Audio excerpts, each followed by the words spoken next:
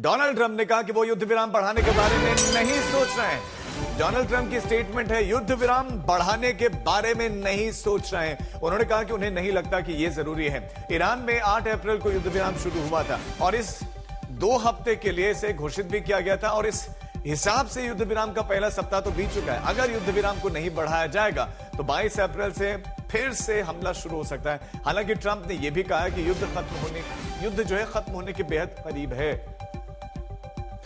सुमित, युद्ध खत्म होने के करीब है, युद्ध विराम बढ़ाएंगे भी नहीं। क्या अमेरिका को यह लगने लगा है या अमेरिका की यही चाहत है कि अब युद्ध नहीं होगा आगे, इसलिए युद्ध विराम आगे बढ़ाने की आवश्यकता भी नहीं है?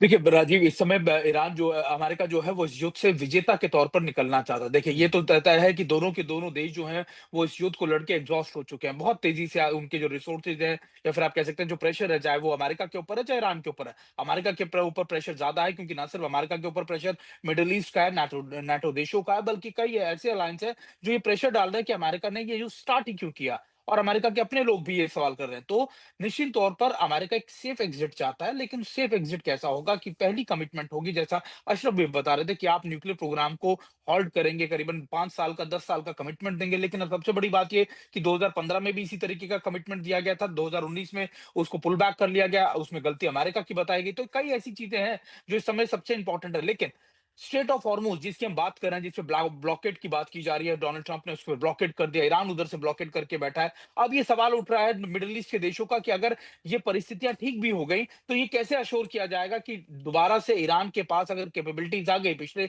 1-2 साल के अंदर, अगले 1-2 सालों के अंदर उन्होंने वो काबिलियत हासिल कर ली, तो फिर ये अश्योरेंस कैसे मिलेगा कि ईरान दोबारा से हम पर प्रेशर पॉइंट क्रिएट नहीं करेगा।